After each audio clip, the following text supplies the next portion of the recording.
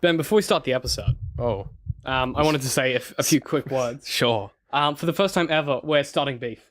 Never happened. We're starting beef. It's never happened before. It's unprecedented for this podcast, but we're starting beef. I'm calling you out, the advisory boys. I thought we were best buds. I thought we were mates for the greats. Turns out we're not. I'm gonna point this out. This is all David's beef. It's our beef, collectively. Sure. I'm pulling you under the Not bus with me. entirely. It's our podcast, so it's our beef. All right. They, in their most recent episode of the advisory podcast, insulted, shamelessly, David Attenborough. Which in itself is inexcusable. Well, that is very rude. But I just think as a David, it's my responsibility to stand up for other Davids. Yeah. So this is what's happening. We're calling you out, the advisory. Fucking come at us, bro. And we'll see you in the ring, mate. I had no choice in this decision. It was Ben's idea from the start. I didn't even know about the episode. Ben started this whole thing. All right. Now on with the episode, Ben. It was probably a song that reminded me of it, or I'd done an Arnold Schwarzenegger voice. Writing is definitely an isolating thing. From an outside perspective, that's weird as It makes fuck. us look really mental. But that is because of what it kind of said about art. I had fun in bits. There were fun bits. We went and bought a value pack of straps. Oh my god, we did. There is a big lesson here to learn about storytelling. Hey guys, welcome back to the Outfronters podcast, official podcast of digital and creative media works. My name is David DC. I'm creative director, lead writer, and I'm joined as always by my co-host Ben. Hi. I kind of gave it like some pleasant. Yeah, Aw. and I just ruined it for you. Oh, you did. Thanks, Yeah. buddy. Anytime. This week we are talking about the meaning of 500 Days of Summer. This is a story of boy meets girl. They made a statue of us. The boy, Tom Hansen, grew up believing that he'd never truly be happy until the day he met the one. Now, I finally made you watch one of my favorite films of all time. I have seen it before. I forget when I saw it the first time, but I didn't particularly enjoy it the first time. It's real good. I enjoyed it this time. I don't know why. Yeah, it's weird, isn't it? Yeah, it's the kind of film that gets better when you get older. I think definitely. And it gets, I don't know, it's a weird kind of thing where it opens with the whole narrator saying it's not a love story, even though it kind of is, but it's also not. What I thought was funny is that after the film, I was like, oh, I wonder if this is on Netflix. So I googled it, I looked it up on Netflix, and it's not for some reason, which is a real shame. It's one of those films I think a lot of people should see. Yeah, but it was it gave a list of suggestions based on 500 Days of Summer. They were just all garbage, chick flick romance films, and they're like, man, none of these films are like 500 Days of Summer. a lot of people totally misinterpreted the film when it came out. Which I think is funny in the same way that was kind of what they were going for. The main character misinterprets The Graduate. Yeah, that's exactly it. I thought in general, the references to The Graduate were really clever. Yeah. Because there's a lot of parallels you can make between the two films. Well, I always thought that it's actually basically the same film. Well, it's the same film, but just has a different ending. And it's got a different ending, and it's it plays on different tropes as well, right? So this film... it plays with the same tropes, especially towards the end. Yeah, I think the whole for this idea of going the one true love and going after her and getting her back, but he doesn't go the next step and steal her from her wedding and then jump onto her boss and then regret the decision. I think this one in particular, 500 Days of Summer in particular has this really clever thing it does where it takes all of... Because, typically, the way that Joseph Gordon-Levitt's character Spoiler alert, I guess. Not really. You kind of get spoiled the story in the first. Also, as with everything, 5 minutes. If it's in the title of the episode, we're going to talk about it. Surprise. So you shock horror. Yeah. After 70 episodes, you should not be surprised. That's how it works. So, yeah, one of the things that I thought was interesting, and that I think this film does incredibly well, is it takes a bunch of tropes in the romance genre and just messes with them a bit, it tweaks them a little bit. But Joseph Gordon-Levitt's character in particular is your typical fucking aloof hipster douche, just who only really cares about himself. He does not listen to Summer at any point in the film. No. She from day one is I don't want anything serious. And he totally goes ahead her and makes it serious. it serious. And she's like, I didn't want this. You didn't listen to me. And he's like, but it's love. And she's like, it doesn't work like that. You didn't listen. And then Zooey Deschanel's character is the pixie girl trope, but she's skewed in a really interesting way. Yeah, I really so the first time I watched it, I was I don't really mind about it was just a film, and I guess probably the funniest part of the film for me when I first watched it was just the dumb musical segments because they're ridiculous. But watching it the second time, Summer, like her character really irked me. Like really pissed She's me off. the worst. Because She's infuriating. I've like known people who are like that. And you're watching it and you're like, fuck, you are annoying. She's irritating, but the worst thing is that Joseph Gordon-Levitt is so irritating as well, but in a different way. Yeah, they're both just the worst human beings. And you're like, and then the question is, well, how do you make a film about two people that are like that? And the answer is apparently very well. Yeah, well, the easy solution is just make them date for a month or a year, I guess. It's technically, like, well, yeah. So they date for like, I think it's like 7 months on and off, but they know each other for 500 days. Is the is the gist. But I think something that I quite like, and I don't know whether it was just that. Okay, so a little bit of insider information from this film. The guy who directed it, David, the Weber brothers, they would then go on to direct Spider-Man, The Amazing Spider-Man 2. Oh no, with Electro. That so garbage. this was before that happened. He was Man, that's real unfortunate. Yeah, man. That movie so this sucked. was like his last really good film. Yeah, and it's so good. Honestly, it felt like a JGL directed film. Like I was watching, I was just like, "Isn't this directed by?" It really does. It's very much in the not, same but, vein as like Don John. Like it's very much. It feels like it though. Yeah. There's a really good comment that because I did a video essay on this years ago, but one of the things that not literally years. No, like a year ago. Yeah, almost exactly a year. But one thing that came up in my research for that is that it was very much a film that was like from day one they were like, we're gonna do something good with cinema. Like we're not just gonna make a film. We're gonna do something we want to do. And like for something as simple as like the color palettes of the characters that they integrate throughout. Like Summer is like blue, white, pastels. Joseph Gordon-Levitt's character is like brown, burgundies, beiges, brown, dark colors. It's just brown. He's like shabby and his hair is like real messy and he never like tucks anything in properly. And Summer is like all straight lines and curves. Yeah. So it's this like complete opposite. And then that fucking scene, that expectation reality scene is like that's one of the best. That's one of the best choreographed scenes in cinema history. I don't think no one's ever done anything quite like it. And no one ever will. There's so many elements of that one scene that you could decompose it for hours. There's a great episode of, I think it's called Frame by Frame, or it's something like that. Every Frame of Painting does a really good episode on the it's the aspect ratio episode they did, and they look into 500 Years of Summer a bit, especially how it's the intro cards are all with the old like 1x1 fucking photography things.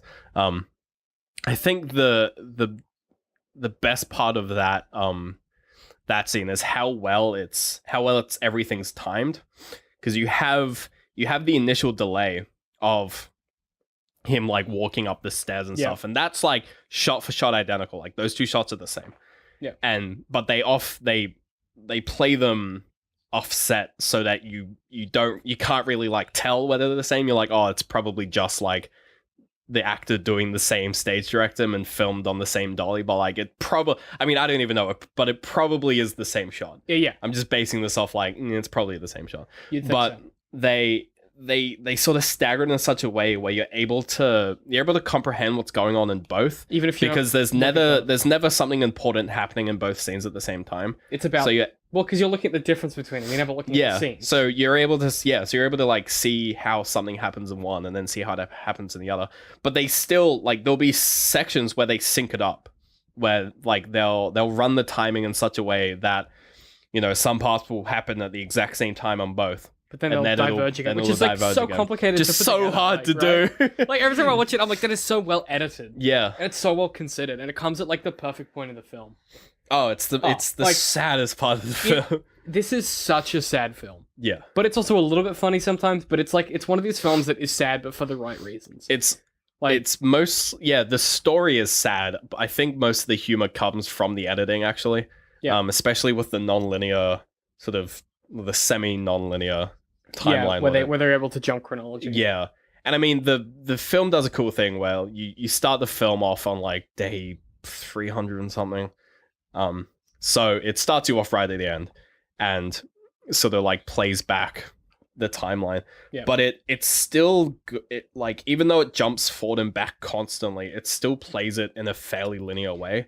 Like it doesn't play anything before the first like 300 days for the last half hour of the film. Like for the last half hour of the film is entirely just the end of it, and like only in like the first half hour or 45 minutes or so do you get like first 100 days stuff. Well, one of the things that they do structurally that is like super clever is about halfway it's like toward the end of the film when Joseph Gordon-Levitt's character's sister is like, I feel like she's like, I feel like you've only been remembering the good things. Try next time you look again.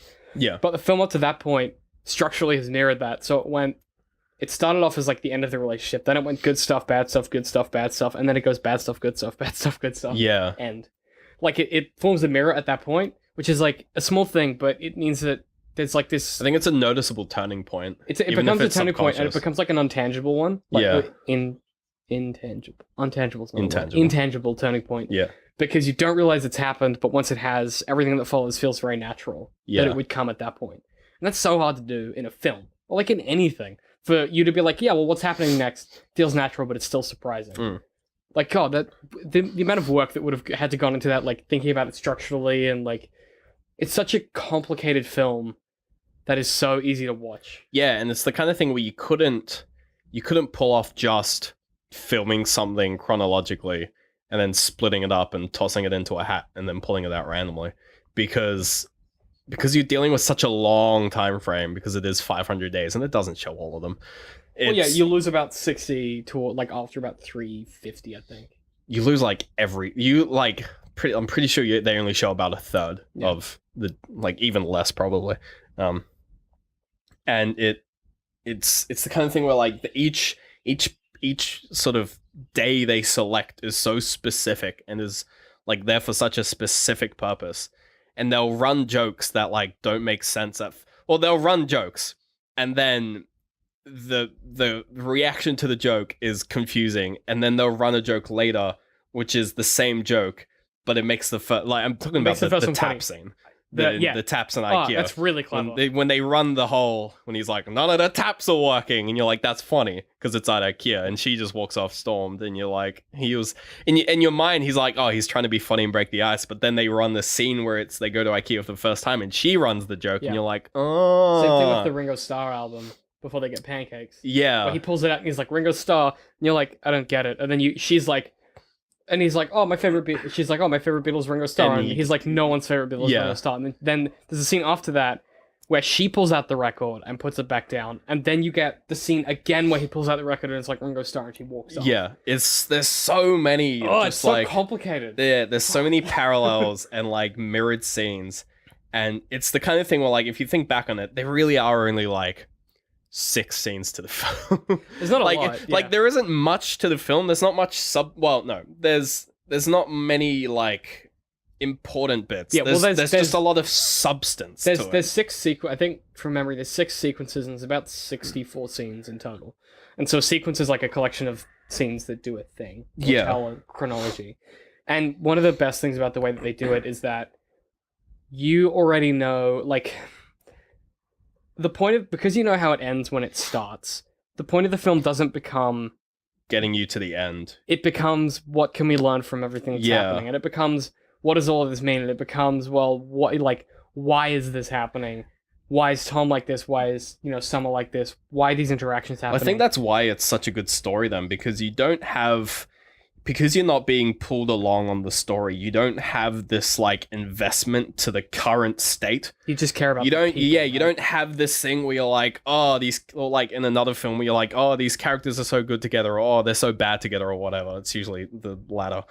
And you don't have that stake of like, oh, like I hope this happens, or I hope this doesn't happen, because you know what's going to happen. Because they're going to break up. Because they told you. And then, so instead of being like invested in this thing and thinking like, oh, if they break up, it's going to be so sad, you're more invested in like why and like the things they do and the individual actions. It's like you can draw parallels to this film to Scott Pilgrim a little bit, in the sense that it's this quirky love. Actually, they have a lot of similarities. Thing. In some ways, especially in their cinematography. The thing with Scott Pilgrim is that, like, unless you've read the book, you don't know what's going to happen in the end. So you're being pulled along this storyline, which is, that's how stories work. It's called narrative tension. Yeah. So I don't know what's going to happen. Yeah. So you're being pulled along. Whereas in in 500 Days of Summer, you have all the answers. You know exactly what's going to happen. So some scenes almost feel you get almost a sense of dramatic irony. It is where dramatic. You're just I know exactly where this is going to go. It's the actual definition of dramatic irony, which for anyone playing along at home is where you know something the character's done. Yeah. So a good example is in the third Harry Potter book when Dumbledore walks up to Hermione and he's like, bloody, give the time turner a bloody whiz back, mate. And she's like, okay. And then Harry's like, what's a bloody time turner? If you were Hermione, Harry asking what a time turner is, that's like dramatic irony because you're like, I know what's going to happen. And then at the end of that book, when they come rushing back into the room and Ron's like, you were there, but now you're here. That's dramatic irony because you know why they're there and Ron doesn't. Yeah. So that's like basics of dramatic irony. And the whole film plays off that because you know exactly what's going to happen. But the truth is, it turns out you don't. Because well, I think they do it very they don't like overplay the fact that you know what's going to happen because they will jump, you know, they'll start at the end where he's saying that he broke up with her. So you're like, okay, they must have gotten together at some point. And then they'll jump forward to when he like meets her and stuff and you're like, all right, this is going somewhere. But then it'll jump like 30 days ahead and it'll be him and the guy will be like, I blew it. And you're like, wait, what? Like, yeah, you're like, but then what happens? Like, what happens between? I think my favorite. It's almost like a morbid curiosity where you're just like, you're like, so no, entrenched. it's just like, but how did it get? But how did it get so good to get so bad? There's a moment where there's this one of my favorite scenes, just cinematic wise, and the way it's shot and the way it's composed, because it's just beautiful. Is when they're on the train and they go for coffee. And it's like Sweet Disposition is playing, and it's this beautifully shot angle where it's them talking, and there's this like gorgeous orange light. Like, I don't know how long they spent getting that shot, but fuck, it's so beautiful. And that moment in the film is where you're like, well, maybe this is where they get back together. Maybe this because it's after this is after they broke. This is after the start of the film. Yeah. So you're like, maybe they do get together. Like that's you have that moment where you're like, oh. Maybe they will. And Tom is the resolution. Same. And Tom is like, maybe we will get back together. Great, because that's what romance films do. There's a big breakup, then they come back together unlikely, and then he proposes and they get married. Yeah. And you're like, oh, maybe it's gonna happen. And then you get to like literally that moment where they then go, well, here's your expectation, here's your reality. Yeah. And it's you're so ready for that moment to happen.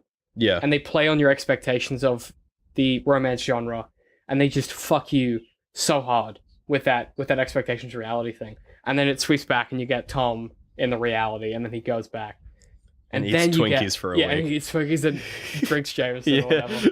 Like, which is honestly, it's we've like all orange juice and whiskey. Orange juice, whiskey, and Twinkies. Yeah, that's what you need to I feel like you would probably not last probably too long. die. No. That would be real tough. But that idea of like being able to find a point where even though you probably know they're not going to get together because it's not that kind of film, you still have a temporary it just kicks you and you're like, oh, it might happen. Yeah.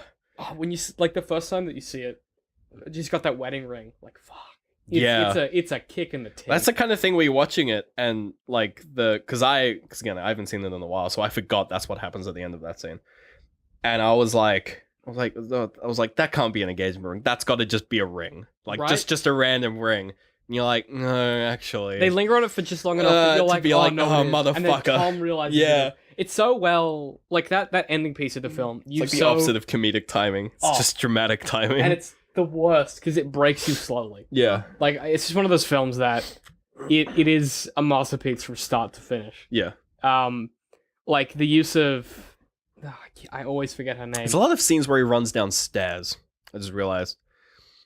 Because there's the bit where he goes down the stairs and there's the two girls coming up. Oh, he's like, after you. After you! And you're like, what the fuck was that? Yeah, he's like, just in a real cunty mood. Yeah. No, I was there's thinking, a lot of stairs. Yeah, that's not the expectation reality scene. No. That's a different one. I was just thinking, I was like, surely that scene doesn't end with that ridiculous bit of acting. Where is that in the story? That's when he gets... Oh, when he gets really punched? pissed at... Yeah, when he gets punched. Yeah. Yeah, that scene was... I thought that scene was weird, the punch scene, because that's such a... You don't know why she's, like, angry at him. You don't get told really why. She's just they like... just leave it up to you to work it out. Yeah, she was just like, that wasn't cool. And he's like, well, why? And you're thinking, you're like, I mean, it's weird. Like, on one hand, when it's happening, you're watching it and you're like, wow, like...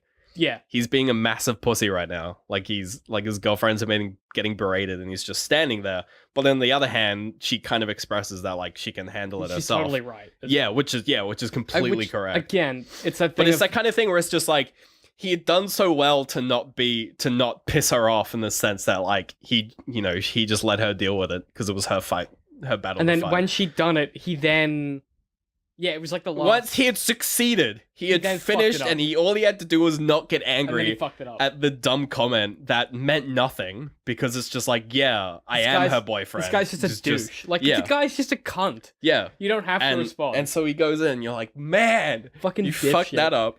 Yeah, it's like, I mean, that seems the kind of thing where you, like, if you're watching it with the idea of just, like, he can't, like, retaliate or else you'll get angry. Like, if you know, like, I don't know, if you're the kind of person that knows that's the correct thing to do is not get into a fight with him, which I guess some people would be. You'd be watching it and it would get to the end, you're like, thank God he didn't do anything reckless. And then you're like, motherfucker. Yeah. Like, you had to go and do it. Because that's exactly what Summer would be thinking as well. Yeah, exactly. But at the same time, you're invited to empathize with Tom. Like, it's so Yeah, complicated. at the same time, with the like, way... someone who would think, like, oh, you should, like, stand up and, like, you know, like, get this dude out of here. Like, you'd be thinking the whole time, like, Tom, stop being a pussy. Yeah. And then when he punches and you're like, hey, he did it! And But then, you know, he gets the repercussions. So, like, either way, it sucks. There's no version of that scene where you win as a viewer. Yeah. And that's such a hard thing to put together. Such a hard thing to do, because you can't... Because no matter which person you are, like, you empathize with in the film, you get shattered every time. Yeah, because they play so many things, like, one after the other, and they just weave enough, and they just sit so close to the point where it's not like too overly like, you know, it's the kind of thing where it's like the guy doesn't say something that when he punches him in the face, you would think no one would react like that in that situation. But beforehand, when he's just being a cunt, you're not like, oh, he should be punching him now. Like he should punch him right now already because he's already like crossed the line. Because you're thinking Tom shouldn't hit him, but if he crosses the line, he should. And then you're like, thank God he didn't, and then he does, and you're like, you got like those two programs. Yeah, or on the other hand, you're thinking he shouldn't punch him. Yeah. Because you know he just shouldn't. And then when he gets to right to the end, you think it's over. He's like, all right, he did it, and then he just goes ahead and does it, and you're like, ah, Tom, damn it, you can never win. The modulation in that scene and the valence shift is so like nuanced that you've got to wonder how long they worked on. Like, the exact timing. Well, I think even better is the fact that he almost gets away with it. He socks him down and he sits back at the bar and she's like, why did you do that? And he's like, well, I had to. And then the dude just comes out of nowhere and hits him in the head. And the immediate hard cut. And you're like, oh, God. Oh, Tom. Yeah, you're thinking, you're like, well, he punched him and the dude's out and everyone's like, oh, and he's like, you know, he's been the hero or whatever. And there's been like, all right, there's been no repercussions for this. And then he gets socked in the face. And you're like, well, you kind of had to, you know, expect you deserved that. it. Yeah. But again, like, I feel like that's the truth with a lot of Tom's actions. Like, he does something, there's not an immediate, like, bounce back, but it simmers. Like, I think that's something that this film does well, is, like, there's never a moment where someone does something and then... Because films do this a lot, and this film doesn't do it, where in films, when someone does something bad, there's always an immediate reaction. Yeah. This film lets you simmer for, like, a beat, or it gives you, like, a minute, or it gives you a scene. Yeah. Like, it's much more realistic, where if you do something wrong, people tend to hang on to it for a minute and then come back to it the next day. Yeah, like, you could even look at the scene after they argue, and when he goes back to his apartment, and they do the split screen with the phones. And, like, that's the bit where you're thinking, like, well, like, she's awake, and she's looking at his phone, and he's, like, awake and grabbing the phone. You're like, are they gonna talk? Are they gonna do it? And then, you know, Tom puts the phone back and the scene ends and you're like, damn it, he didn't do it. Like, he could have fixed it. And then the immediate next scene, they fucking fix it where they have her go to her place. And you're like, oh, stop playing me like this. So she turns up to his place, right? She goes to his place. Which, again, is so out of character for Summer because she's changing. But at the same time, everything she did up to that point, you're totally on board with. Like, it's such a complicated way to do that scene, or that sequence in particular, because what you're doing effectively is you're saying, here is the two characters and how they dealt with the situation. Yeah. End, right? They didn't resolve it. Then what you get is Summer being the one that takes the step to make the resolution. It's actually the only time in the film she does that.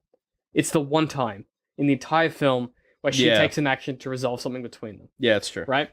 And so what you end up with is this weird dissonance where you're empathizing with Tom at this point because he didn't call her back because she was like, just bloody get out of here. And you're like, yeah, fair enough. You should have called her, but you know what? You respected what she wanted. Yeah. Then she turns up and you're like, what? Yeah, it's really weird. Maybe she really does like him. I don't know. Yeah. And as Tom, as someone you're empathizing with, you're like, maybe she really does like him. What's going on? And so then it's later just on, confusing. when he totally misinterprets, you kind of get where how he got to that point. Yeah. But then again, you're also from someone's perspective where you're like, yeah, but also she said from day one, nothing serious. But a lot of her actions contradicted what she said. I think, like, this is kind of a tangent, but I think one of the best scenes that really showed Tom's character as a whole in the film is that he has, so there's two friends that he works with. One of them has been, like, dating the girl since, like, grade 7 or some shit. Like, Matthew Grey Gobbler's character. Yeah. Yeah. So, like, he's been dating the girl he met in, like, high school, and they've been dating for, like,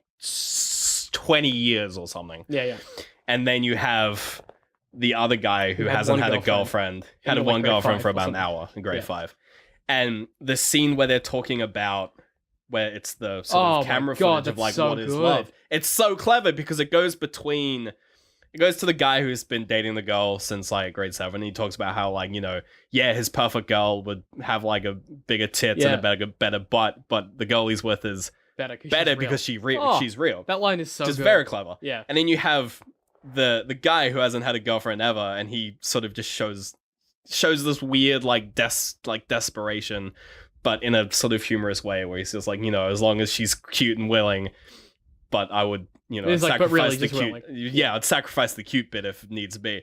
And so, like, and then you have Tom, who's just like, he just doesn't know what, because he's like, it shows that, you know, as a character, his two friends, despite being on, like, complete opposite sides of, like, the whole dating thing, where one of them's been dating for, like, someone for years and one of them hasn't been dating at all, and Tom's kind of in the middle where he's dated, like, lots of people, I guess, or a different sort of part of the triangle, you could say. Yeah. But he doesn't really know what it is. Like, he doesn't know what love is because so it shows that, like, you know, he's not desperate and he's not really chasing the goal of his dreams, even though he thinks he is. He's just kind of, like, in this weird place where he doesn't really know what he's doing. Yeah. Yeah. And I think it's really easy to identify with that space as well. Yeah, especially if you've gone through it and you've gone through that weird Yeah. early 20s phase where nothing makes sense. And like, and you get to this point where you don't have you're not at either end of a spectrum. And in fact, you're like, am I even on this line? What's the anywhere? thing? Like, those You know? two characters are, like, obvious caricatures. Like, they're designed to be on the extreme ends of the spectrum. And it's because they balance out Tom, who's like your middle. Yeah, You kind of like middle ground, confused, general male. Yeah. And I think that's a really important conversation that the film has with the audience about what does it mean to be someone like Tom who's raised on these expectations of what love should be, and then to realize that maybe all of it is actually lies and that you need to work it out for yourself. Yeah. And then, of course, the fucking clincher at the end of the film, which, my God, Oh, fuck me. fucking kicked me in the teeth God, much. so obnoxious. Hated it. I mean, no, Oh. I like... It's so I like meta. the ending because it's super clever and it's really funny, and the fourth wall break is really, And it's like, the really fourth wall is well-timed. clever and it's hopeful, but it's also But, awfully like, sad. yeah, like, It's everything goddamn, at it's once. just the worst. You leave it with just like this ball of emotion. I think it's actually, I think it's a good thing because it's like, yeah, it's, you know, it you know, it's a reset. It's going back to it's the same thing. But I think if you look at, like, how he met Summer versus how he met Autumn, I think it bodes better for him as a character. Well, it's because the he idea met of it's the right world. She's already in Yeah. his world. She doesn't. There's the problem with Summer is that he needed to transition into Summer's world, but this new girl is already in his world. Yeah, and the thing, like, even, like, Summer had, like, similar interests in the sense that she listened to, what was it, like, the Smiths? Yeah, the Smiths. Yeah, like, and, like, that was it. And, like, apart from that, they had all these differences. Like, they interpreted The Graduate differently, which is probably one of the funniest, like, meta cinema jokes in the entire real film. clever. Just how he sees the Graduate as this, like, guide to get girls. Yeah. Whereas she sees it as, like, this horrible fucking film. Yeah. Because they're basically living it at that stage. But I think the ending bodes better for the character because because they're in the same space. And it's like, she's already in his world. she's wearing the same colors that he wears normally. As Yeah, well. and like Simple shit like that with it. The directors are like, she's probably gonna be good for him. Yeah, probably and gonna be like, you know, fine. she like gives up doing something with her friends to do something with him, which Summer never does.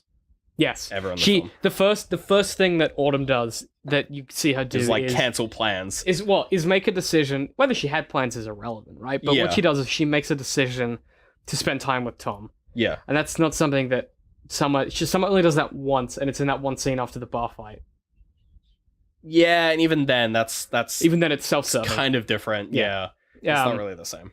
No, but you know what I mean. Yeah. And it's like that. That to me, it's like, yeah, they do a really good job of like telling you that, yeah, this could be good, but also because But it also, resets, yeah, it's probably like- gonna be fucking awful. Yeah, they play with the format to just imply that, like, yeah, it's just going to be another 500 days, like it's always been with all of the. Because that's girls what that a he lot meets. of relationships are. Yeah, And for people like Tom, that's what it tends to be. And it's one of those endings where it's like you either are like you're sad and happy at the same time, but you also kind of laugh and you just leave it with like this like hot ball of emotion. yeah, leaving Yeah. the film was generally just like it's a general goddammit followed with like a sensible chuckle. Yes. It's like and I mean that's the Which best. if you can do that with your art, you've done it right. Hey, you've done a good job. Because you made someone think and you made them have a good time. Like those are what you want. Well, I think the sequencing of the ending is, you know, she's like, yeah, let's meet up, and he goes back and he's just like, what's your name? And like she's like, my name's Autumn, and that's a joke, that's funny, cue laugh track. And then you have the shot of the ridiculous fourth wall break, and it's like kind of more funny, and you're like, all right, it was a clever film. But then the timer resets, and you're like, actually, fuck. you kind of realize, you're like, oh, wait a minute. Yeah. And it's just this shit again. It's the same thing. Yeah. Yeah. It's honestly, it's so clever. Like it's one of my favorite films, and I think Yeah, I mean, like, I really enjoyed it. I think watching it's it just a I second just time. think it's like really well put. Like it's just so considered, and a lot of art and films these days aren't. Mm. And to do something this well considered, I was just like, I'm really impressed that you know people still make films like this. Wow. Well, When they does did. film come out? Like 2005? 2011, 2009, I think. 9? Yeah, it was like half and half. Yeah, you That was- you That kind of was above and below. Yeah. Yeah, no, I don't know. I think it's really good. We'll definitely come back to more Joseph Gordon-Levitt stuff like this. I want to do Don John at some point. Should do Looper. Ugh. We shouldn't do Looper. No, never. Should do Jumper.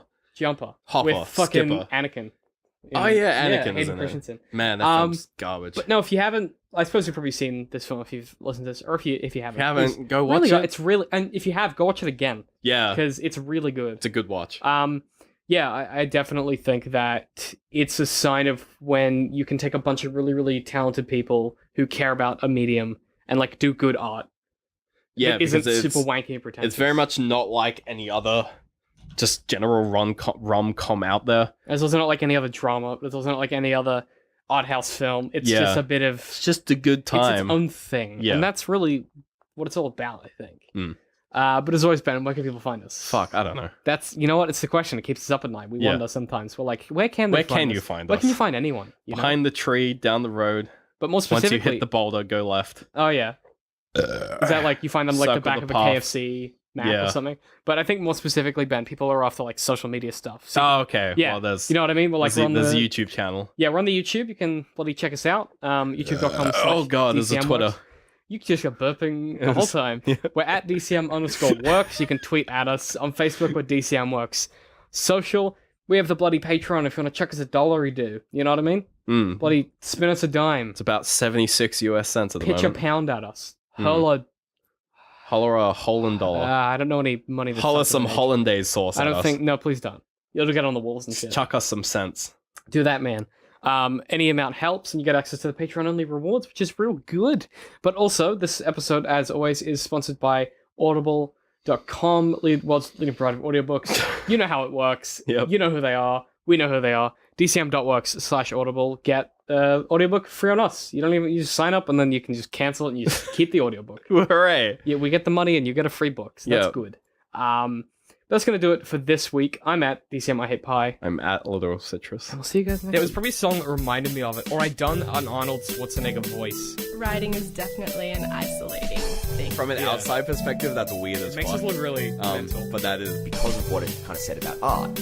I had fun in bits. There were fun bits. We went and bought a value pack of straps. Oh my god, we did. There's a big lesson here to learn about storytelling.